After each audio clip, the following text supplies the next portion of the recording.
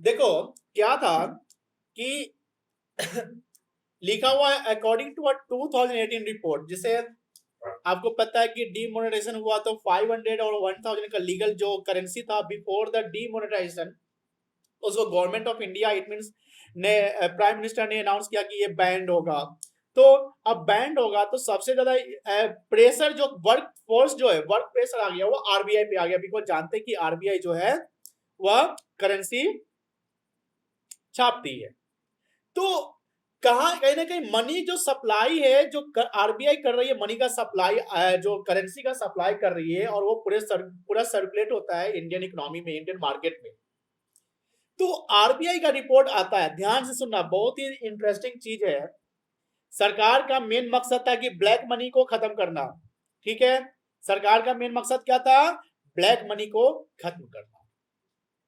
लेकिन जब रिपोर्ट आता है तो उसमें लिखता है आरबीआई का अप्रोक्सीमेटली 99.3%, मतलब कि मतलब पूरा almost of the demonetise bank notes, मतलब कि आरबीआई जितना तक इशू की थी पहले 500 और 1000 का, उसमें 99.3%, जैसे 1000 जो करेंसी हुआ, नंबर ऑफ करेंसी 1000, उसमें 993 करेंसी बैंक में जमा हो गया, मात्र 7 करेंसी जमा नहीं हुआ। क्यों?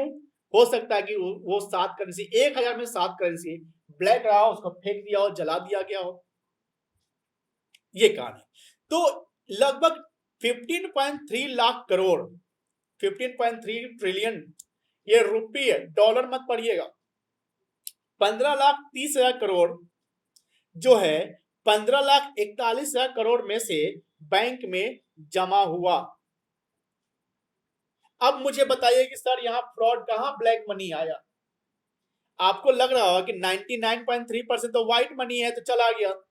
आपको पता है कि कांग्रेस के कुछ मिनिस्टर थे जो उस समय, जैसे one of them is P Chidambaram, उनका प्रेस कॉन्फ्रेंस होता था और वो बोलते थे कि 99.3% जब आरबीआई बोल रही है कि ये पैसा आ चुका है, तो फिर यहाँ पर ब्लैक मनी का क्या हुआ? ब्लैक मनी कहाँ है, कहाँ गया ब्लैक मनी, क्यों नहीं आया?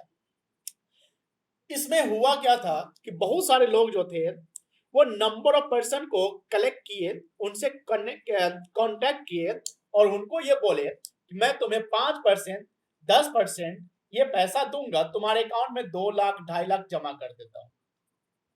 आपको पता है कि 2008 जब नोटबंदी हो रहा था, उस समय इंडिया के फाइनेंस मिनिस्टर जो थे वो थे अरुण जेटली, जो लेट अरुण जेटली हो गया है ना, उनका देहांत हो गया।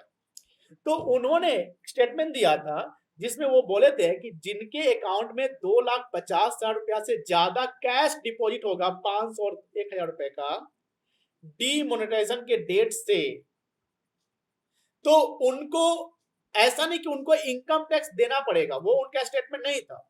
उन्होंने ये बोला कि 2,50,000 से ज्यादा जमा करने पर जो कैश डिपॉजिट होगा, अगर कोई ऑनलाइन ट्रांसफर करता है तो उसका बात नहीं, कैश डिपॉजिट, तो उनको इनकम टैक्स का नोटिस जाएगा और उनको उनका उस डिपॉजिट का क्लैरिफिकेशन देना पड़ेगा कि ये पैसा आपको इतना ज्यादा कहां से आया।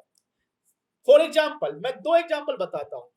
मान लो कि मेरे पास, मैं टीचर हूं, मेरे पास 10 लाख रुपया कैश रहता, ब्लैक का ही मान लो ज्यादा रहता, तो मैं जमा करता तो ऑटोमेटिक मुझे इनकम टैक्स का नोटिस आता, तो मैं इस 10 लाख का सोर्स बताता कि ये पैसा कहां से आया।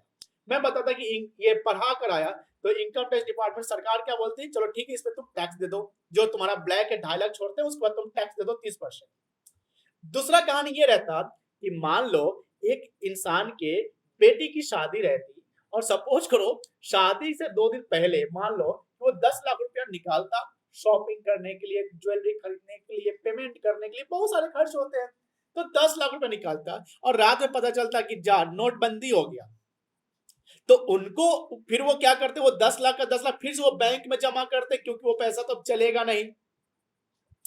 तो फिर उनको भी नोटिस आता, और उनको नोटिस आता तो वो अपना जवाब क्या देते कि सर देखिए, मेरा ये बैंक ट्रांजेक्शन है, मैंने फलाने फलाने डेट को पैसा निकाला था बेटी की शादी के लिए, हमको खर्च करने थे। इसलिए ये मेरा सोर्स जो है वो बैंक से ही आया, मतलब ये वैलिड सोर्स है, तो इस पे इनकम टैक्स नहीं लगाइए। तो सरकार और इनकम टैक्स डिपार्टमेंट बोलती है हाँ तुम सही बोल रहे हो, तुम पे इनकम टैक्स नहीं लगेगा। ऐसा नहीं कि जो 2.5 लाख से ऊपर जमा किया तो उसको टैक्स देना पड़ेगा, ऐसा नहीं।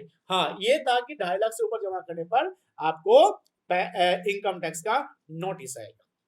तो एक रिपोर्ट आया था 2018 में आरबीआई का, जिसमें बोला गया था कि 99.3% जो है पैसा डिपॉजिट बैंक में हो गया है, मतलब सबने जमा कर लिया लगभग लगभग। क्या मेरी बात समझ गए? क्या मेरी बात समझ गए? बोलो बच्चों, have you got it? Okay, yes sir, हाँ yes sir, very good very good very good. चलो सही है, कोई दिक्कत नहीं है।